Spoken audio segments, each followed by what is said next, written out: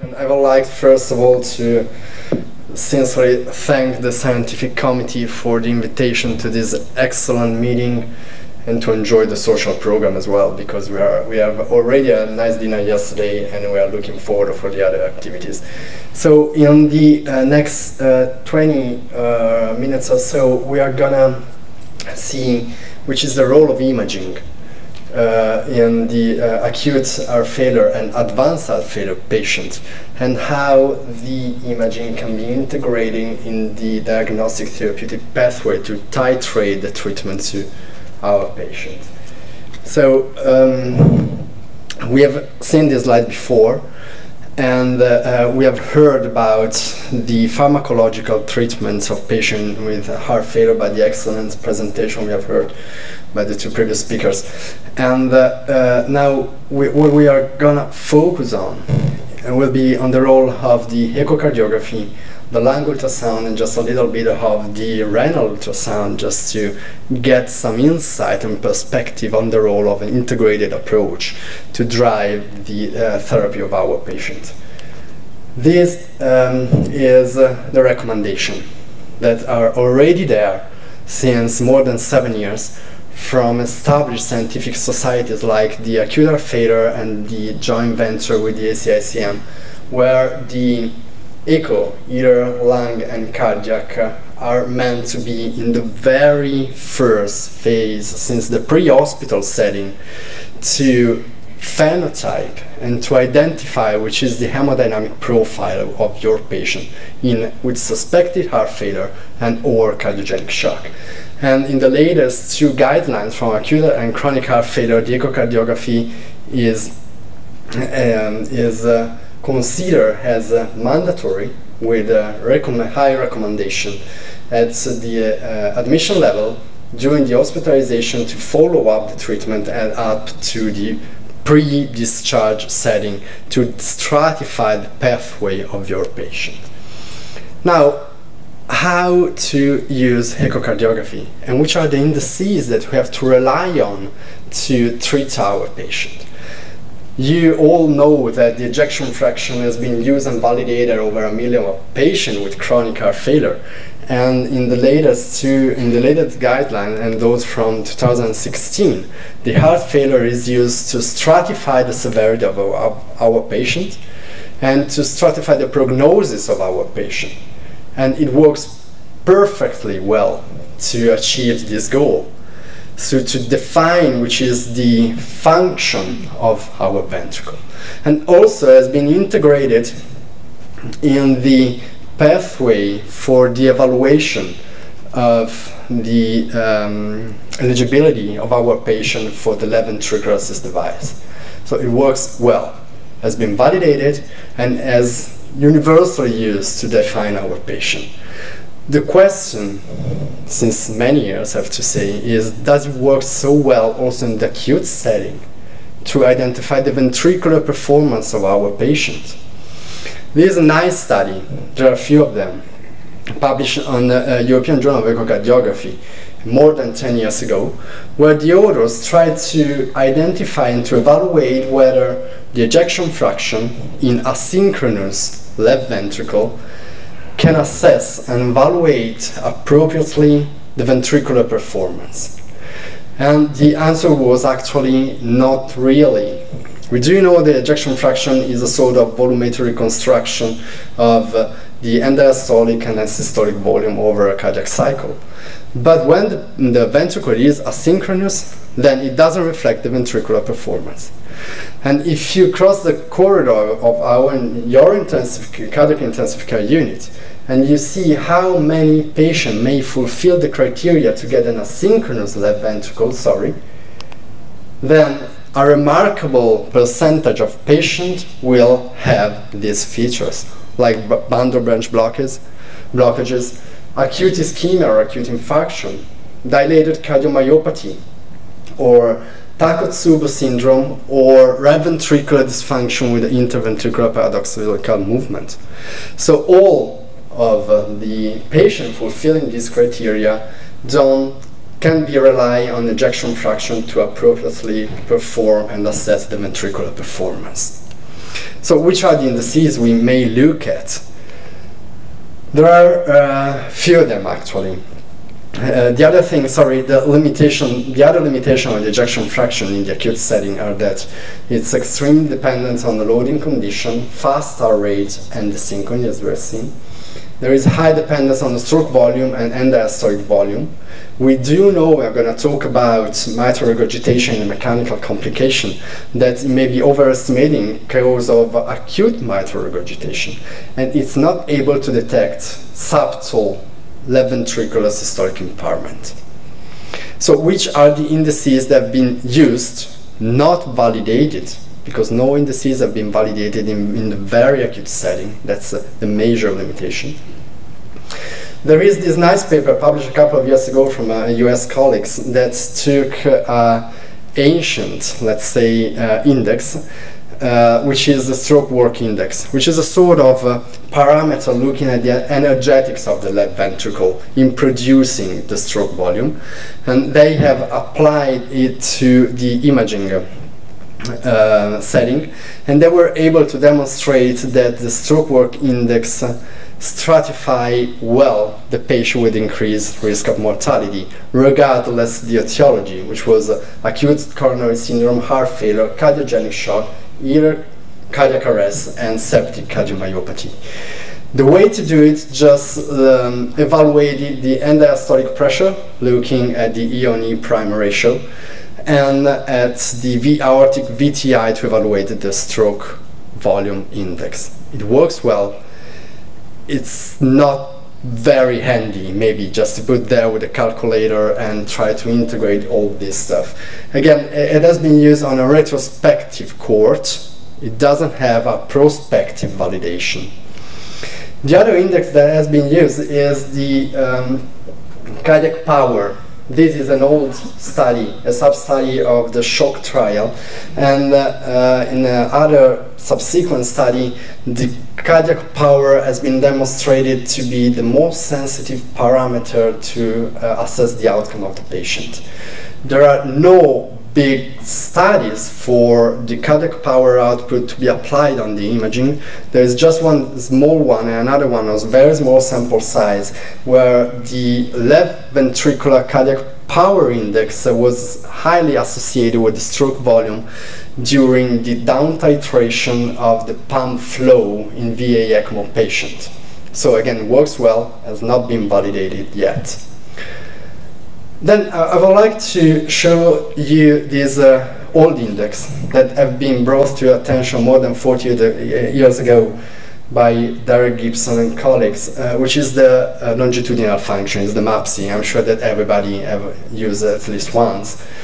And MAPSI, which relies on M-mode modality. So then we got other fancy application like the S prime on TDI, longitudinal strain and stuff. This is just on M mode and works as well as all the other application with more fancy software.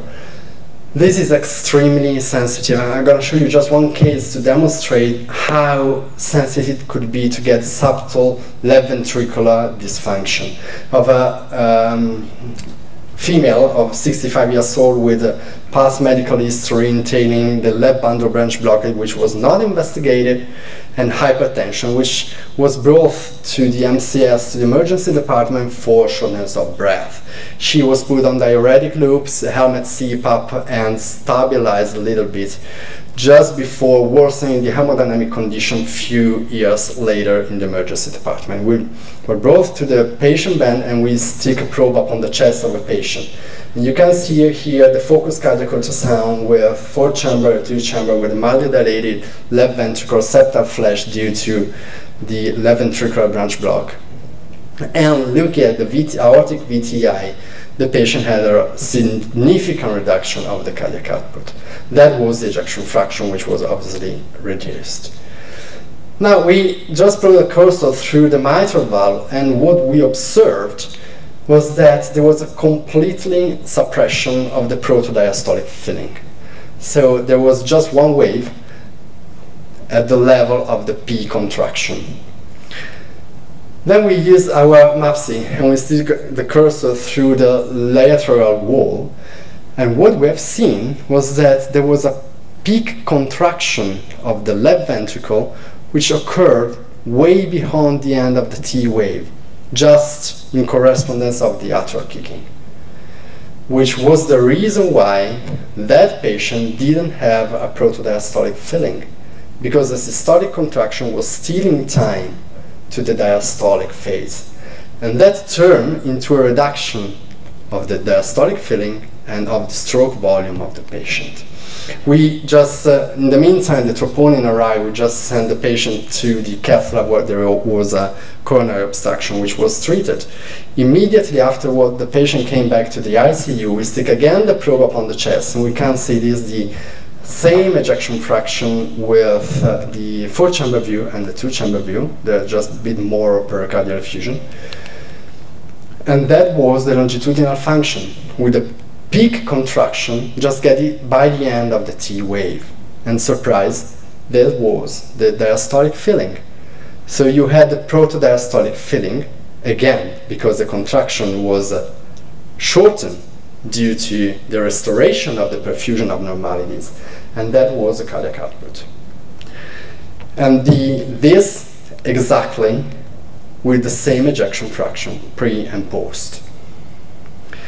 So this is just physiology. We do know that the isovolumic period and the ejection and the filling period must stick within the RR interval. So if you get by the perfusion abnormalities the elongation of one of those, then the time has to be stolen from somewhere.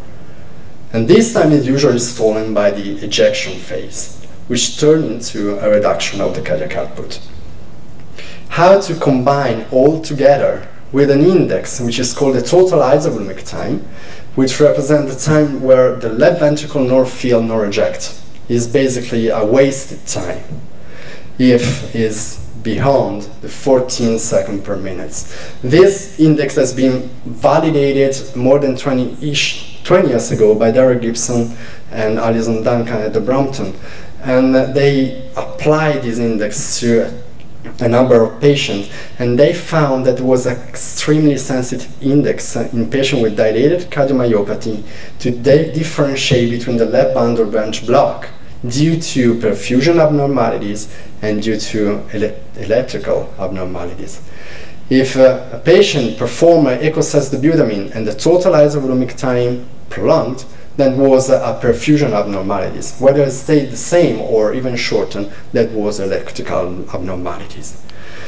It was also compared to the T index, demonstrated higher sensitivity in detecting the performance of the left ventricle and the electromechanical coupling. Then it was applied to a small sample size of cardiogenic shock patients who underwent the echocardiography guided pacemaker optimization in intensive care, patient in cardiogenic shock dependent on inotrope. And the titration of the cardiac pacing in terms of heart rate and AV delay turned into a liberation from the inotropic support just by the titration of the total isovolumic time, where the ejection fraction didn't change at all between the pre-setting and the post-setting, as well as in case of patients with a post-cardiotomy alteration of hemodynamic, where with the epicardial leads, the total isovolumic time was used to titrate and personalize the heart rate. And that was good enough to optimize the cardiac output in this setting as well. Regarding the congestion of heart failure patient, we do know that the congestion is one of the leading causes to dyspnea and to the symptoms of heart failure. And this is the algorithm from the latest diastolic evaluation of the left ventricle. And we do know that we won't see any patient with low E on E prime with a congestion with decompensated heart failure. But unfortunately, again, we don't have a validation on these indices. This is just an editorial that came out a week ago, comparing the major study done for the validation of E on E prime and the other indices to look at the LAP.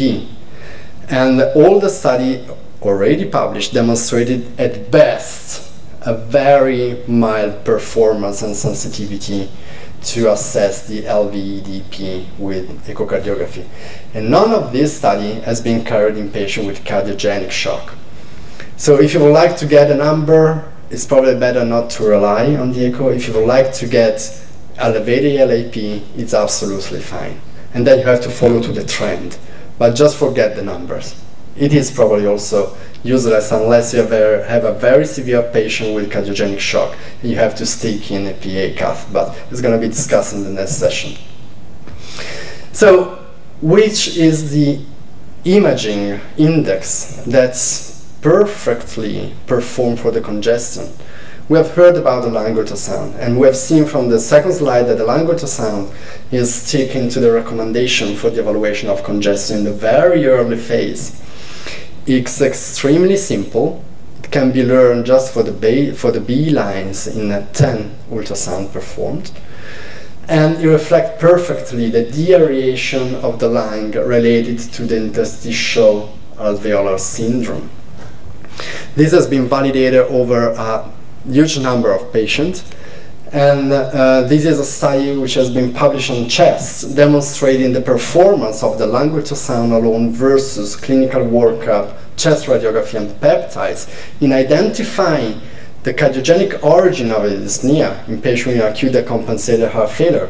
And the identification of the B lines carry the highest sensitivity as compared with all the other indices to identify the congestion related to acute decompensated heart failure. And obviously, the combination of the all indices reach around the ROC curve at 0.97. So it was just excellent without using echocardiography, just lung ultrasound. Was also used to monitor whether the patient with acute heart failure undertaking the right therapy, meaning diuretic loop, diuretic, and helmet CPAP. And they've seen that the decongestion, the reduction of the B lines follow the decongestion of a patient undertaking the right therapy. And there are a couple of trials demonstrating how the sensitivity of the B lines in patients undertaking echostress-dobutamine with an increasing on the LAP demonstrated an immediate congestion and the happening of the B lines, which was absolutely perfectly comparable with the level of congestion. And how this may matter for the prognosis of our patient. With a less reduction of the B line, this patient have more likely to be re-hospitalized or have cardiac events.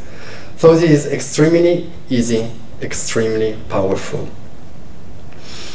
And that's the integration on how to treat our patient. We do know that 90% of patients with heart failure may have some extent of respiratory distress, coming from just a little bit of coughing and dyspnea to a very severe respiratory failure. And we have seen from the previous speaker and from the second slides that the integration of the ventilation or oxygenation in very early phase may be useful. We got many studies demonstrating it.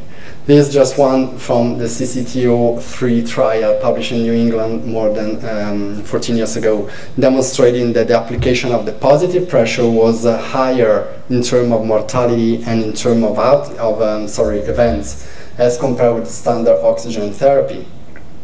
We got another study published in 2011 in intensive care medicine demonstrating that the application of the positive pressure was related to less intubation of the patient with acute heart failure and less mortality.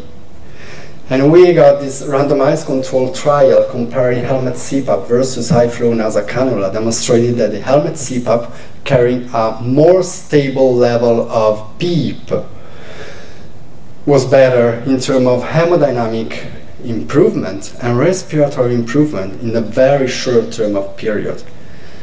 And why is that? Just for very few simple reasons. The first one is that the CPAP obviously may deliver a more stable level of positive pressure, and this acts and works on the hemodynamic side just for the simple application of the transmural pressure. The transmural pressure, which is just the difference between the intramural pressure and the extramural pressure. If we just consider the pressure within the left ventricle using simple numbers like 100, we do know that during spontaneous ventilation we got an inspiratory swing, that with a pleural pressure getting from -2 to 5 to +2 to 5. And if we apply just the simple rule, we get that during the inspiratory phase on a spontaneous ventilation patient, our transmural pressure will increase. 100 minus -3, which comes +3. But if we apply a PEEP, and with increasing level of PEEP, will turn into an increasing reduction of the transmural pressure, which is the physiological law that leads to a reduction of the LV after load. So this is the simple physiological rule leading to an improvement of the VA coupling on the left side due to the positive pressure ventilation, along with a number of other rules, like the dorsal displacement of alveolar edema and the increased pressure gradient from thorax to periphery. So positive pressure ventilation works at a very early stage, just for this reason, which is simple and effective. And there are just a couple of studies with a very small sample size demonstrating what is obvious, that integration of very sensitive indices will increase the performance and the accuracy of identifying the ventricular systolic and diastolic function in such a patient. Let me just spend the last words regarding the renal replacement therapy. We've seen in the previous presentation, which is the role of diuretic in a patient with acute heart failure and the decongestion with the drug treatment. In the latest guidelines, this is the level of evidence for extracorporeal devices, including the renal replacement therapy. And this is due to the fact there are just very few studies investigating renal replacement therapy in a patient with acute heart failure with very different results. I just placed here two. One published on JACC and the other published on New England Journal of Medicine, demonstrated one that the application of the renal replacement therapy may improve the decongestion of a patient and the renal function, while the other one just demonstrating the opposite. So it's a matter of methodological issue and stuff, but we don't have the evidence yet.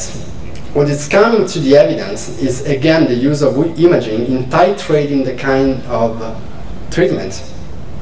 We do know that we may have different pattern of venous flow within the kidney that may reflect the wedge pressure within the kidney. And this is very highly correlating with all the other parameters of the cardiac congestion, including the RAP, TAPSIS, systolic regurgitation, and systolic pulmonary pressure. So what is coming, have you ever heard about the VEXUS score, which aimed to investigate the level of congestion on the right side?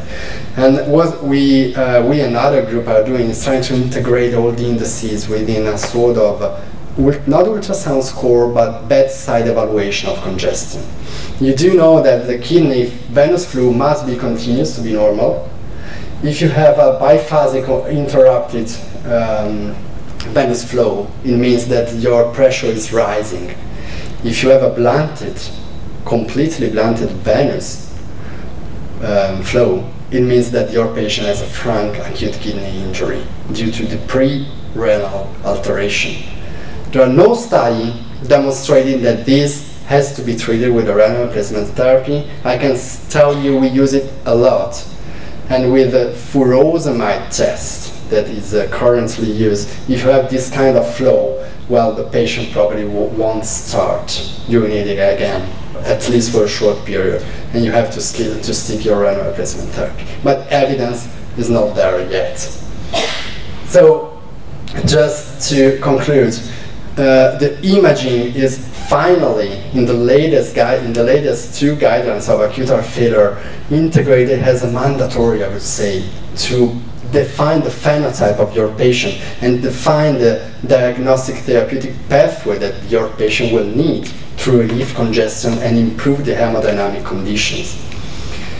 We are keeping to say that we don't have validating indices, so it's time to work to do that, because if the indices that you use come close to the physiology, then you can be pretty sure that they work. And obviously has demonstrated by all the study investigating the role of imaging, and not only the imaging, the integrated approach is absolutely mandatory to phenotype your patient with acute heart failure. Many thanks.